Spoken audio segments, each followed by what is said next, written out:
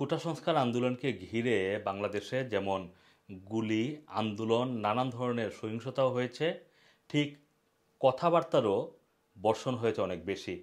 আন্দোলন যখন শুরু হয় 1 জুলাই সোমবার, শুরুতেই বৈষম্য বিরোধী ছাত্র আন্দোলন, ঢাকা বিশ্ববিদ্যালয়ে অনুষ্ঠিত সমাবেশের সমন্বয়ক নাহিদ ইসলাম 4 জুলাইয়ের মধ্যে আইনজীবী তাদের দাবি চূড়ান্ত সুরাহা করতে হবে, এই কথাটি তিনি বলেন।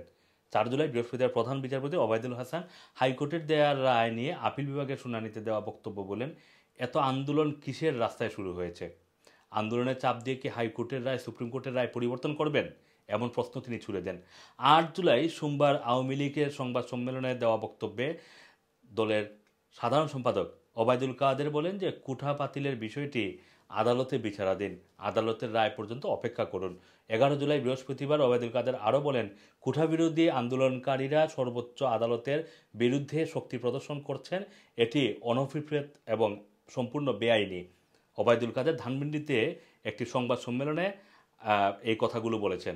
আর আসাদুজ্জামান খান কামাল, স্বরাষ্ট্রমন্ত্রী, যিনি সচিবালয়ে একটি সংবাদ সম্মেলনে বলেন যে শিক্ষার্থীরা লিমিট ক্রস করে যাচ্ছেন, যেটা 14 জুলাই এবং এরপরে 14 জুলাই গণভবনের সংবাদ সম্মেলনে বাংলাদেশের প্রধানমন্ত্রী শেখ হাসিনা বলেন যে কোটা বিষয়ে উনার কিছু করার নেই, মানে কোটা বিষয়ে আমার কিছু করার নেই, মামলার পর আদালত যে রায় দেন এতে নির্বাহী বিভাগের কিছু করার নেই, আদালতে সেটা সমাধান করতে হবে।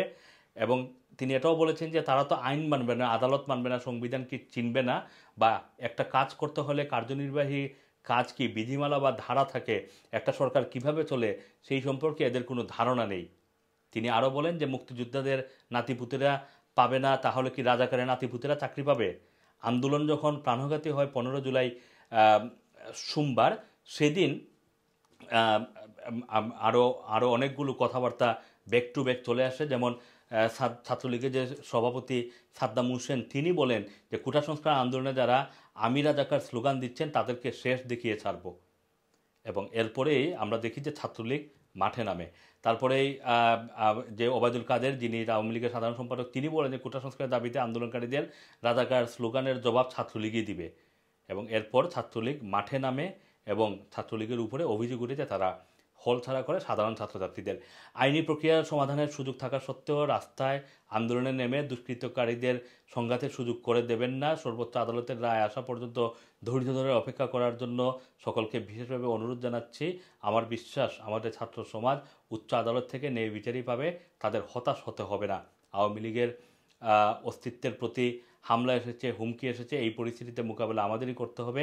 কাজেই আপনারা ওয়ার্ডে ওয়ার্ডে প্রস্তুত হয়ে যান। আমাদের সারা দেশের প্রত্যেক নেতাকর্মীকে আমাদের নেত্রীর পক্ষ থেকে নির্দেশ দিচ্ছি, সারা দেশে সতর্ক হয়ে শক্ত অবস্থান নিয়ে এই অশুভ শক্তিকে প্রতিহত করতে হবে। কোনো অপশক্তির সঙ্গে আপোষ করা যাবে না, এই হুঙ্কারটি দেন সাধারণ সম্পাদক ওবায়দুল কাদের। 18 জুলাই বৃহস্পতিবার ওবায়দুল কাদের আবারও বলেন, রাজপথের থেকে পরিস্থিতি মোকাবেলা করতে হবে, এটা তিনি বলেন। এবং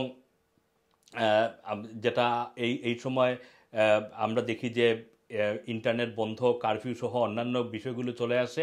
ইন্টারনেট বন্ধের জন্য পূর্বের কোনো ঘোষণা দেওয়া হয়নি, পরিস্থিতি বুঝে এই সিদ্ধান্ত নেওয়া হয়েছে। শিক্ষার্থীদের আন্দোলনকে ঘিরে সামাজিক যোগাযোগ মাধ্যমে স্বার্থান্বেষী মহলের নানা গুজব এবং অস্থিতিশীল পরিস্থিতির জন্য সাময়িকভাবে ইন্টারনেট বন্ধ করা হয়েছে।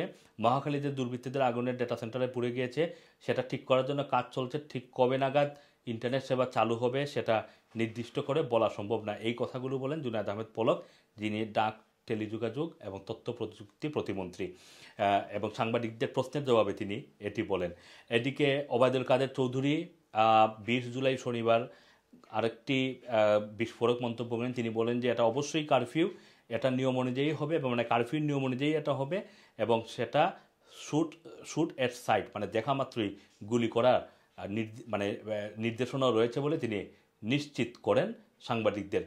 তারপরে ডক্টর হাসান মাহমুদ, পররাষ্ট্রমন্ত্রী, তিনি বলেন যে গুজব প্রতিরোধে কাজ করছে বিদেশের মিশনগুলো, সেটা তিনি পররাষ্ট্র মন্ত্রণালয়ে সাংবাদিকদের কাছে দেওয়া একটি বক্তব্যে এমন কথা বলেন।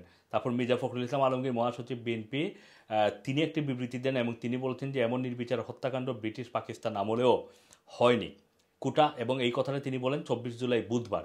কোটা আন্দোলনকারীদের একদিন জাতির কাছে জবাব দিতে হবে কেন তারা তাদের দেশে এই ধ্বংসযজ্ঞের সুযোগ করে দিল। এটি কিন্তু প্রধানমন্ত্রী শেখ হাসিনা গণভবনে ২৬ জুলাই সাংবাদিকদের সাথে মত বিনিময় সভায় এই কথাগুলো বলেন।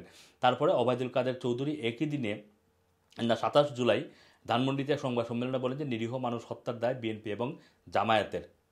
তারপর জুনায়েদ আহমেদ পলক আরেকটি সংবাদ সম্মেলনে বলেন যে সরকার দেশে ইন্টারনেট বন্ধ করেনি, ইন্টারনেট বন্ধ হয়ে গিয়েছে, এই কথাটি তিনি বলেন এবং তিনি মূলত ২৮ জুলাই শান্তির জন্য বৃক্ষ কর্মসূচির উদ্বোধনে এই কথাগুলো বলেন।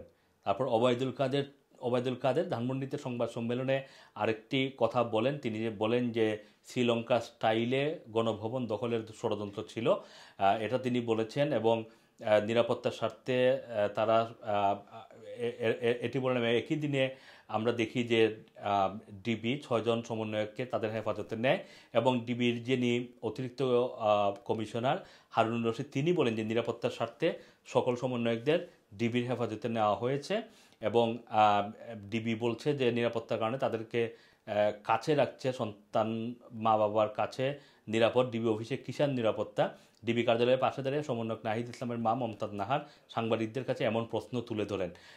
প্রাণের মূল্য কোটি টাকার চেয়েও অনেক বেশি। তানজিম আহমেদ সাবেক স্বরাষ্ট্র প্রতিমন্ত্রী তিনি মূলত ৬ সমন্বয়ককে দেখতে গিয়ে ডিবি অফিসের সামনে তিনি সাংবাদিকদের কাছে এমন মন্তব্য করেন এবং আইনশৃঙ্খলা পরিস্থিতির বিষয়ে আইনশৃঙ্খলা সংস্থাগুলোর সাথে তার বৈঠক হয়েছে বলেও তিনি জানান। এরপরে আমরা দেখি যে জাতিসংঘের যে ইউনিসেফের যিনি প্রতিনিধি সঞ্জয় উইজেসেকারা তিনি একটি বৈঠকে তিনি একটি বক্তব্য রাখেন এবং তিনি বলেন যে জাতিসংঘের শিশু অধিকার সনদে শিশুদের একত্র হওয়া, শান্তিপূর্ণভাবে সমাবেশের অধিকারের স্বীকৃতি দেওয়ার বিষয়টির উপরে জোর দেন তিনি। উইজেসেকারা বলেন যে শিশু এবং তরুণেরা বাংলাদেশের ভবিষ্যৎ, তারা যখন কোনো কিছু নিয়ে সোচ্চার হন তখন তাদেরকে সুরক্ষা দিতে হবে।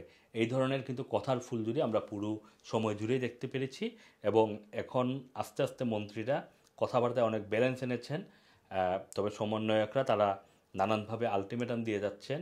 এর সাথে যুক্ত হয়েছেন অনেক অভিনেতা অভিনেত্রী, শিক্ষক থেকে শুরু করে সুশীল সমাজ। আসসালামু আলাইকুম, রানা টিভি।